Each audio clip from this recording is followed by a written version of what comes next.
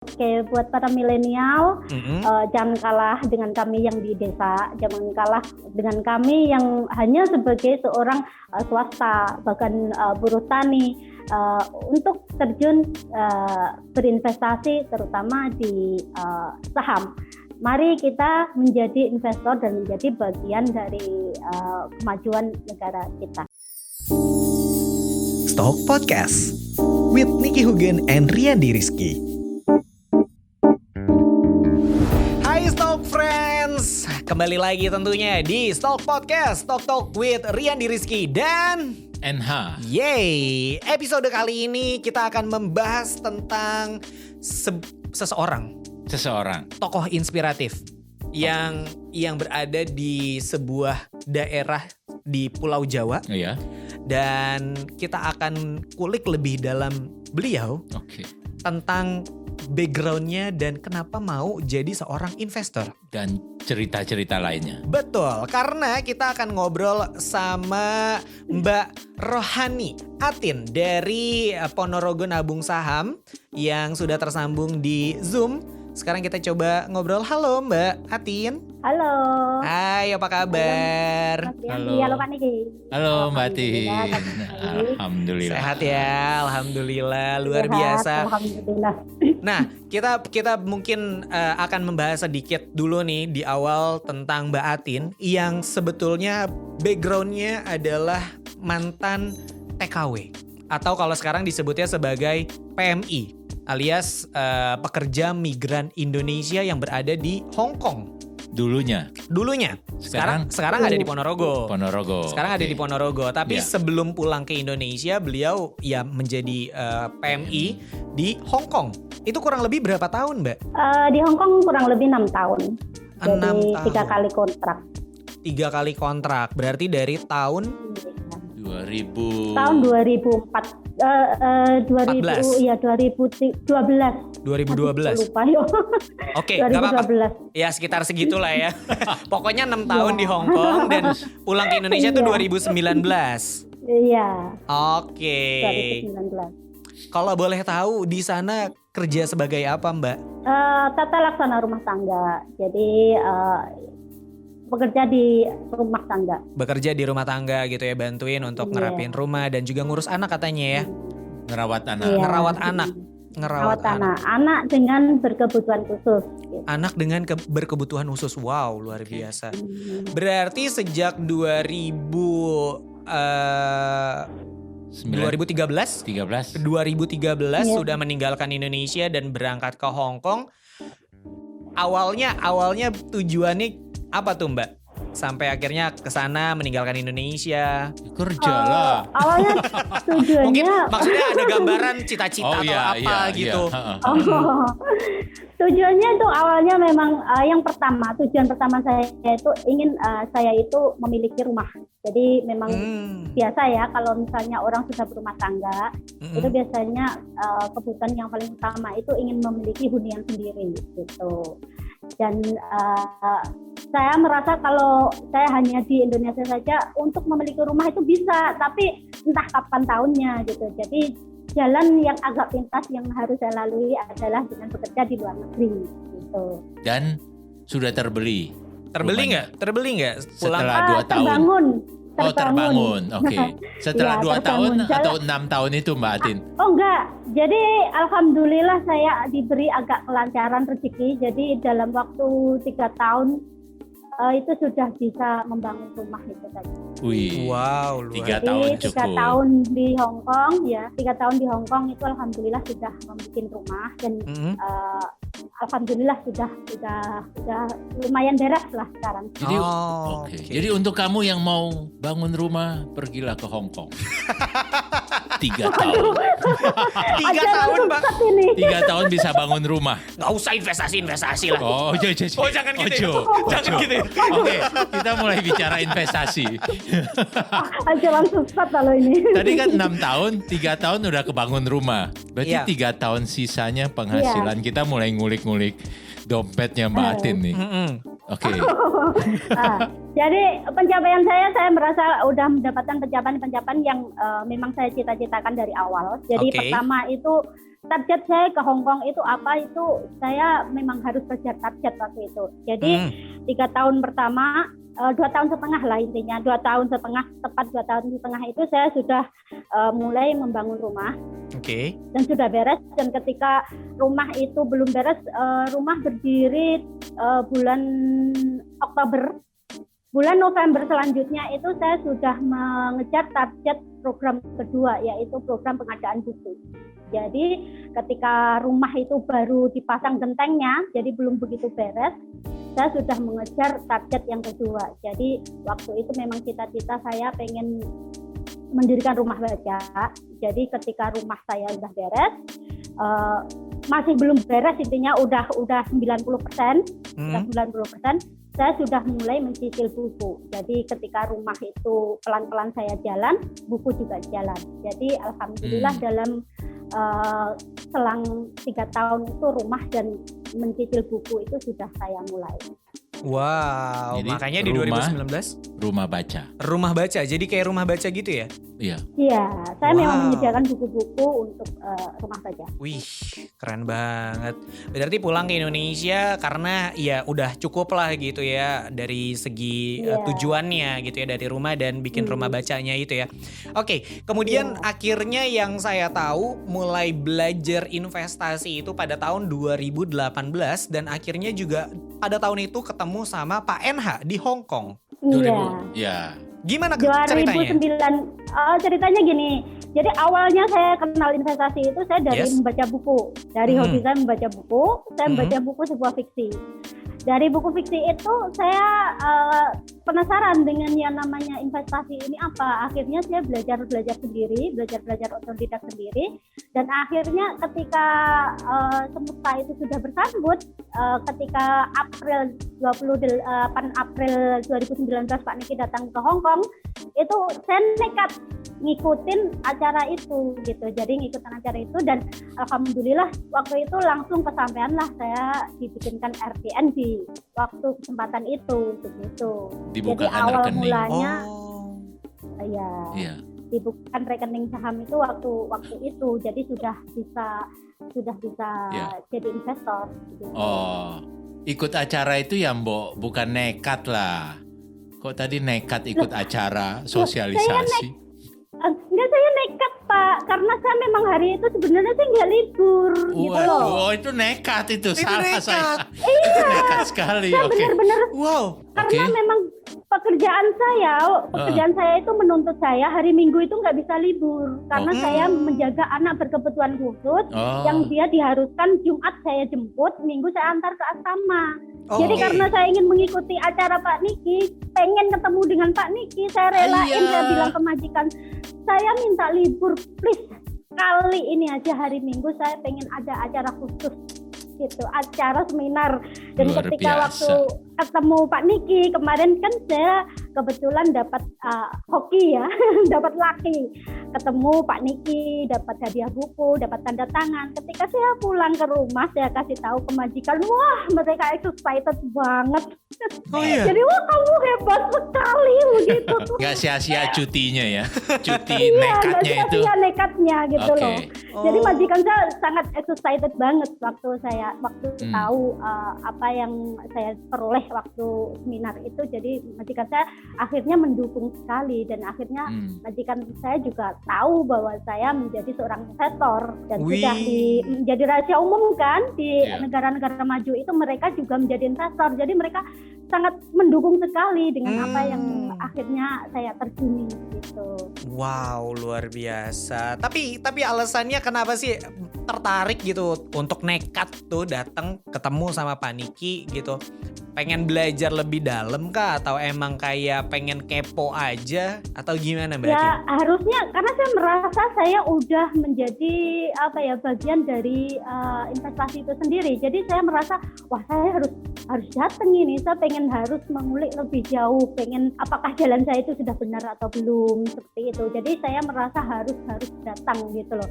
Saya ingin memastikan bahwa langkah saya itu tidak salah. Gitu. Itu poinnya tuh. Iya. Ketemu sama yang expert datang dari Indonesia, bisa ngobrol secara langsung lebih enak gitu ya untuk memastikan bahwa jalannya tidak salah. Ya, dan bulat tekadnya sudah. Iya.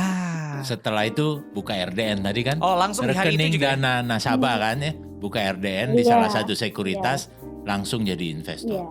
Wow. April 2019. Oke. April 2019 atau 2018? 2019. 19. 2019 Iya. actionnya. Jadi mulai tertariknya itu 2018. Oke. Oh, 2019 action. Ketemu sama Pak NH-nya April 2019 ya. Oke. Action dan Iya. waktu terus bergerak sampai Yes. ke 2021 ini bikin juga ada yang namanya Ponorogo tuh, Nabung ada Saham. logonya di belakang. Ada logonya tuh Stock Friends di belakangnya. Ponorogo Nabung Saham. Wow. Ini 2019 mulai berinvestasi dan sekarang bahkan udah punya sebuah komunitas sendiri gitu ya. Untuk ngajakin orang nabung saham. Nah ini langkah apa lagi nih dari Mbak Atin yang akhirnya bisa berani, atau kalau kita lihat kalau tadi juga Mbak Atin sempat ngobrol sebelum on air ya, ini nekat juga gitu ya. Nekat melulu Mbak ini ya. Ya modalnya kita cuma modal nekat kali ya Pak.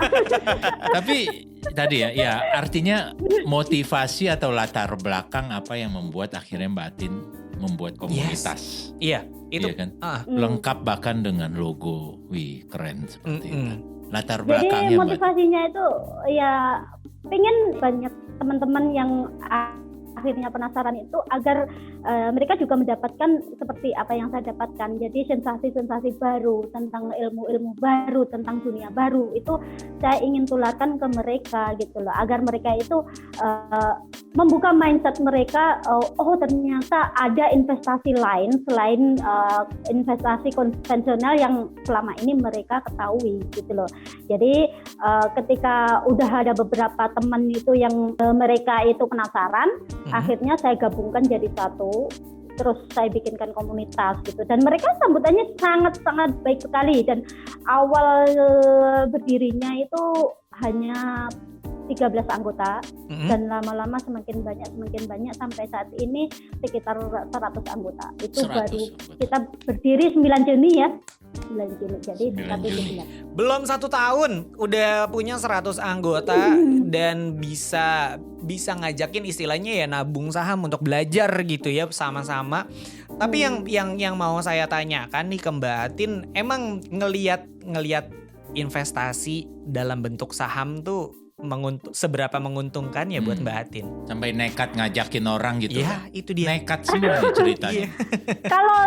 Kalau terkadang kita sesuatu hal itu tidak harus hanya diukur dengan materi ya.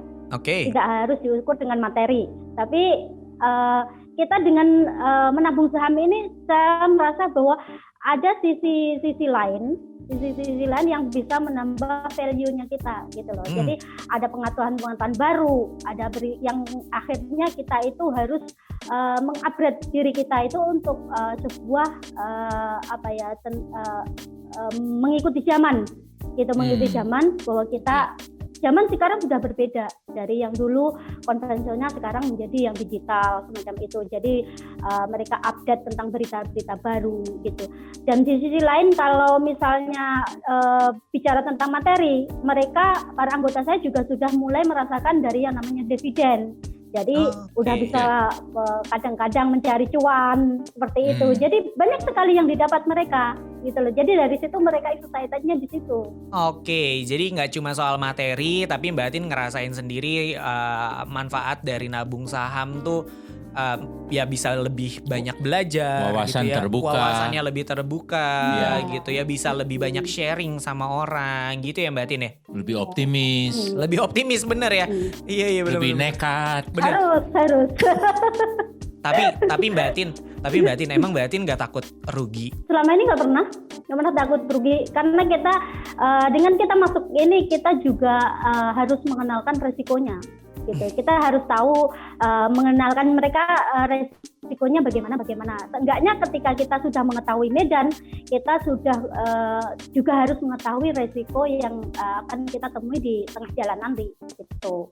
Walaupun jadi mereka harga saham turun paham. gitu. Kan harga saham naik turun Mbak Atin. Iya kan? Iya. Iya, makanya hari ini saya memakai merah, Pak. ini Kenapa memperingati saham kita yang juga lagi turun ya? merah. Oh, hari ini Turun turun. ya? Hari ini Beberapa turun. hari ini turun terus seperti itu. Iya benar. Hari ini turun terus. Benar. Nah, Tapi meyakinkan, ya kan, meyakinkan teman-teman anggota bahwa ya itu ada saatnya turun dan lain-lain. Seberapa dewasa atau seberapa mantep anggota itu dengan yaitu resikonya, resiko atau naik resikonya. turunnya seperti itu. Ya ada yang kadang sebagian mereka itu mengeluh ya.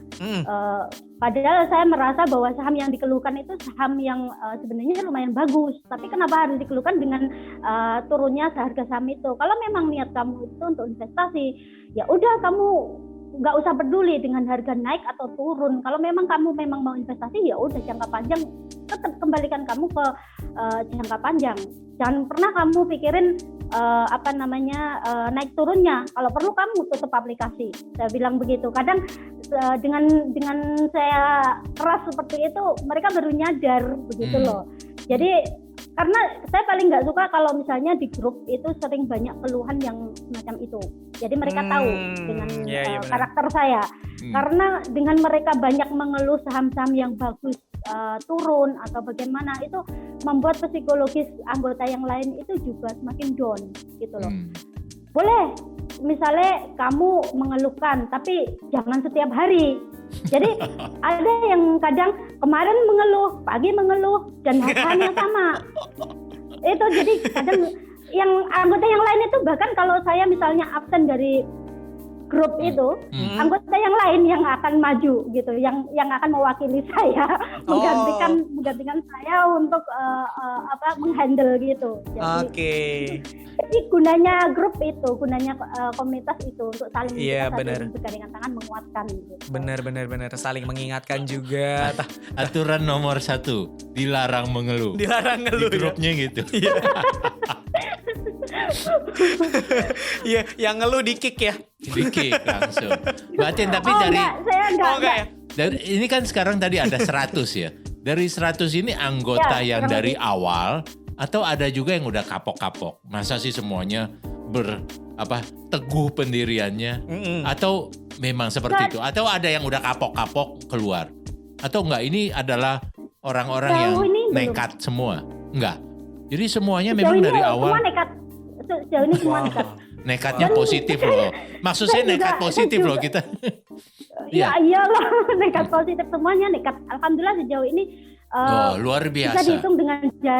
Bisa dihitung dan jari mereka keluar dari grup. Yang pertama karena memang saya akui grup saya itu terlalu berisik. Jadi saking gayengnya gitu Pak. Saking gayengnya itu kami terlalu berisik. Mungkin kalau saya hitung baru 3 orang yang keluar dari grup. Baru 3 orang. Dong. Yang satu itu saya kick. Yang satu saya kick karena dia menjadi owner di grup. Nge-kick orang. Iya. Karena onar tadi. Iya. Asal masih di jalur, saya masih sabar. Jadi itu mereka tuh sangat loyalitas di komunitas. Jadi saya merasa sangat bersyukur sekali mempunyai anggota macam itu. Padahal mereka tuh dari luar kota. Ketika saya luar kota, bukan hanya Ponorogo saja. Ketika saya membuat sebuah kaos, sebuah seragam komunitas kami, saya membebaskan mereka yang dari luar kota itu untuk tidak memakai logo Ponorogo Nabung Saham di belakang, hanya berlogo Yuk Nabung Saham di depan gitu. Tapi mereka bilang gini, Mbak Din, saya itu memang bukan orang Ponorogo. Saya memang luar kota, tapi saya kenal dan saya itu awal mulanya kenal saham, saya besarnya mengenal saham itu di Ponorogo. Saya tetap mau menggunakan logo Ponorogo Nabung Saham. Saya nggak akan malu menggunakan berlogo Ponorogo. Hidup Ponorogo. Luar biasa. Semangat saya nih kalau saya orang Ponorogo. Kalau dulu kita bahkan sampai sekarang kita kenalnya Reok Ponorogo, tapi nanti kita akan itu kenalnya jadi gambarnya Nabung Saham Ponorogo. Iya. Ponorogo Nabung Saham itu logonya semacam masih reok. Masih ada reok-reoknya ya? Iya kan, itu membawa. Iya, jadi ada filosofinya. Ada filosofinya itu diibaratkan ada yang gambar hijaunya kayak kayak pohon itu adalah setengah reok, setengah juga logo Yuk Nabung Saham. Jadi ada filosofinya. Wow, keren sekali. Oke, Mbak Atin, dari 100 anggota yang ada di komunitas Ponorogo Nabung Saham, ada kisah menarik nggak yang perlu diketahui sama Stock Friends nih yang lagi dengerin, yang mungkin dari kisah lucu atau kisah hitungannya sebuah keuntungan yang luar biasa gitu ketika mereka mulai berinvestasi. Ada nggak cerita-cerita kayak gitu, Mbak? Kalau kisah-kisah lucu banyak sekali. Oke. Jadi kisah-kisah lucu untuk para pemula itu banyak sekali. Kadang mereka salah ketik lah, kadang niatnya itu mau beli 1 lot, ternyata mereka salah ketik menjadi 10 lot gitu. mereka kata, wah aku ini bagaimana? Aku beli kok, aku cuma ketik 1 lot ternyata 10 lot. Ternyata mereka tidak sengaja menggunakan dana margin. Ada yang seperti itu. Ada yang saya sempat marah-marah juga, ada yang jualan di grup kayak gitu, jualan online shop di grup kayak gitu. Saya sempat marah-marah seperti itu. Terus ada juga yang belum lama kemarin itu juga saya merasa ini cobaan pertama untuk komunitas kami. Okay. Kami disusupi oleh pihak-pihak yang tidak kami inginkan. Itu jadi itu pertama kalinya saya meng-kick orang karena itu, dengan alasan itu. Ya. Terus kalau kisah sukses dari para anggota komunitas Ponorogo Nabung Saham ada nggak? Kemarin yang tanggal 10 itu kita kopdar. Jadi kopdar pertama setelah berdiri itu tanggal 10 Januari kemarin. Iya, oke. Kisah suksesnya. Ada investor yang sudah bangun rumah, beli motor baru. Iya. Oh, kalau itu masih sekedar cuan-cuan biasa sih. Jadi kalau misalnya kisah suksesnya itu ada sebagian anggota yang mereka sudah bisa merasakan dari investasinya itu nilai profitnya itu sudah 200% dari modal awalnya. Berapa? Jadi mereka berapa persen? 200% dari modal awal. 200% Stock Friends. Dan mungkin rata-rata anggota komunitas Ponorogo Nabung Saham nih belum setahun gitu untuk berinvestasi. Jadi invest 10 juta, untungnya sudah 20 juta. 20 juta, berarti sudah dapat 30 juta. Sudah dapat 30 juta. Totalnya gitu ya, Mbak ya? Ya kan untungnya 200%. Iya, kurang lebih gitu ya. Kurang dari 1 tahun. Kurang dari 1 tahun. Dan belum dijual, Mbak? Belum. Sudah dijual? Belum dijual. Sabar sekali, jadi belum dijual. Belum. Ini luar biasa. Nggak mau dijual ya? Padahal udah untung 200%. Mungkin masih belum. Mungkin dia masih sangat sabar karena memang mindset dia itu memang kuat sekali, memang ingin benar-benar menjadi investor saham tersebut. Begitu. Jadi memang sabar, kuat. Investasinya untuk jangka panjang. Luar biasa. Iya. Dan pakainya karena memang menggunakan dana dingin. Dana dingin. Itu poinnya. Dan jadi jangan beli saham pakai pinjaman online. Jangan sampai. Salah banget. Jangan sampai. Dan berarti si anggota dari komunitas Ponorogo Nabung Saham nih sesuai, Pak. Karena dia beneran mau nabung saham. Iya. Bukan trader. Iya. Jelas. Iya. Karena kalau misalkan yang mindsetnya trader pasti ketika ngelihat cuan segitu ya udah jual aja, ntar pas turun beli lagi gitu kan. Tapi ini tetap dipertahankan ya, luar biasa sekali. Pak Niki mungkin ada yang mau Mbak Tin, tadi ada anggota 100 orang ya. Yes. Mau tahu dong Mbak Tin, itu profesinya apa aja sih kira-kira? Betul. Mungkin ada sekitar 5 atau 10 profesi kali. Pasti ibu rumah tangga ada. Pasti ada. Iya. Ibu rumah tangga ada. Ada yang ada yang TKW, ada yang buruh tani macam saya. Saya buruh tani. Buruh tani. Buruh tani. Oke. Iya, ada yang buruh tani. Ibu rumah ada yang tangga. Kerja, rumah tangga itu pasti. Iya. Rumah tangga, ibu rumah tangga ada pasti. Ada yang swasta, ada yang punya usaha, ada yang berdagang. Jadi ya macam-macam lah Pak. Macam-macam. Yang PMI juga ada. PMI Hong Kong ada juga anggotanya. Ada PMI Hong Kong, ada PMI Korea, juga ada yang 1 orang di Jepang.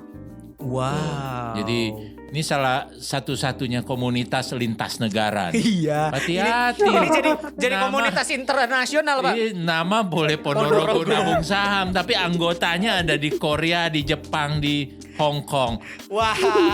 Ayo komunitas sekali. Kamu di mana? Coba anggotanya. Paling di kelurahan doang. Iya ya. Ini bahkan bisa lintas negara gitu ya. Tapi keren banget. Itu biasanya mereka tahu Ponorogo Nabung Saham tuh dari mana sampai akhirnya bisa bergabung. Ya apalagi kayak tadi ya saya tertarik kayak soal buruh tani gitu. Taunya dari mana? Dari mulut ke mulut. Jadi mereka mungkin karena merasakan kenyamanan di Ponorogo Nabung Saham dari mulut ke mulut, mereka akhirnya yang dulu saya itu harus mempromosikan diri sendiri, akhirnya sekarang itu para anggota yang mempromosikan saya gitu. Jadi sudah alih fungsi. Mereka yang jadi promotornya. Jadi ketika mereka udah merasa nyaman di Ponorogo Nabung Saham, akhirnya mereka saling membawa teman. Wah, di sini enak loh, di sini nyaman, di sini udah kayak keluarga sendiri, di sini itu gayeng, di sini itu enggak segarang di sana di luar sana seperti itu. Mbak Tin, saya kalau mau jadi anggota Ponorogo Nabung Saham, saya harus daftar, harus bayar uang, iuran dan lain-lain? Tidak, Pak. Kemarin saya sempat tertawa sekali ketika saya dijabri sama orang, Mbak, kalau mau ikut komunitasnya Mbak itu saya harus bayar berapa? Tuh, gitu. Kan benar. Pertanyaannya kan pasti itu. Iya. Ada iuran atau jawabannya? Oh, nggak ada. Sama sekali. Saya bahkan sepeser pun saya tidak pernah mengambil atau meminta kepada mereka itu untuk katakanlah kas atau apa, nggak ada. Semua masih saya danai sendiri, dari mulai segala macam, pokoknya saya danai sendiri, saya modali sendiri, benar-benar independen. Luar biasa. Benar-benar independen. Jadi nggak ada iuran. Iya. Gak Kecuali kalau bikin baju ya, Pak, Mbak. Kalau bikin baju, Mbak. Ya, kalau bikin baju, tapi tetap saya yang modalin dulu, Pak.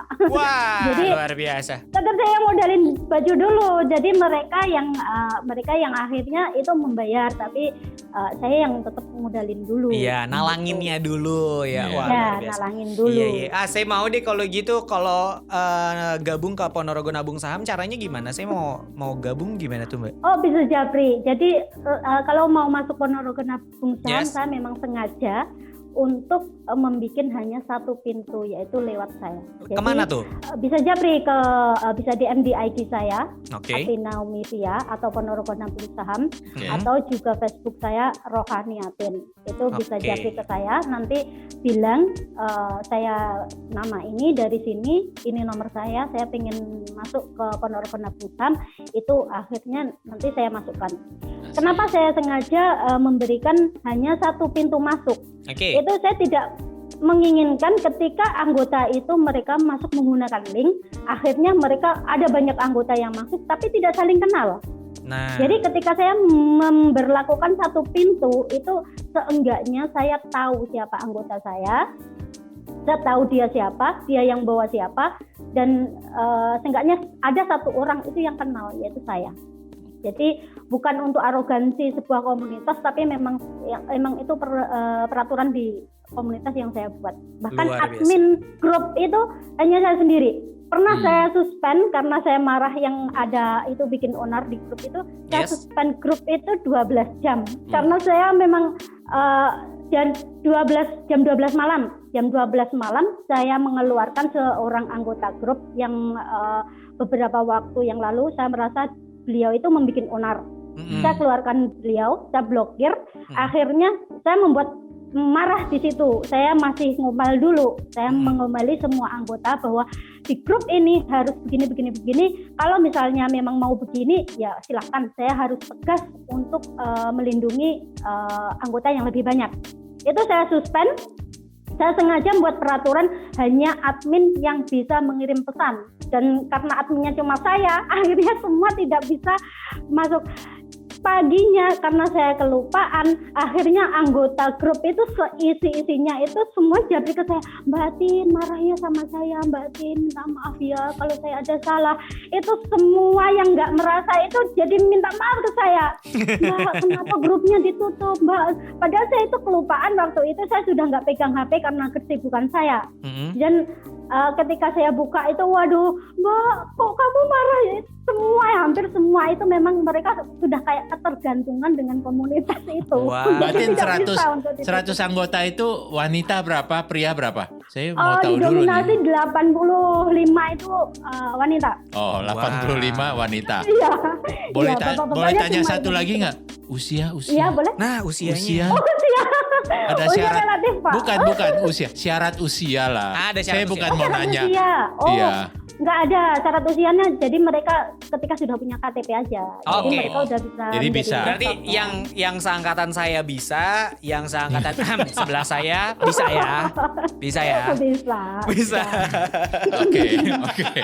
Iya. Oke, menarik sekali karena banyak banget yang bisa dikulik dari Mbak Atin dan juga Ponorogo Nabung Saham.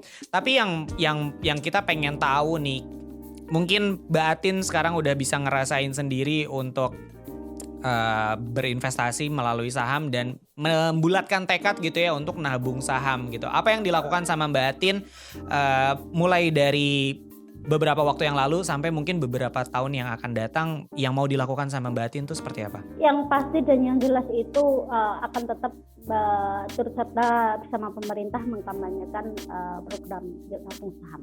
Oke. Dan yang pasti ingin membesarkan komunitas ini agar lebih banyak diketahui oleh masyarakat umum, masyarakat awam, dan masyarakat yang memang sudah selayaknya bisa untuk action menjadi seorang investor. Wow, luar biasa sekali. Ini yang dibutuhkan sebenarnya Pak, biar makin merata gitu ya. Karena yang bisa berinvestasi lewat saham ya nggak cuma orang-orang yang berpendidikan tinggi, yang di kota yes, besar, ya kan? Gitu. Hanya laki-laki, ternyata tadi 85% adalah perempuan, emak-emak ya. Emansipasi kan? wanita. Oh, emansipasi wanita. Jadi program ke depan kita akan mengadakan acara Kartini. Ya, jadi untuk memperingati Hari Kartini, komunitas saya juga nanti akan bekerja sama dengan IDX Jawa Timur untuk sebuah event. Wih, keren. Ini udah bisa dipanggil kemana-mana nih Pak kalau begini Pak. Iya.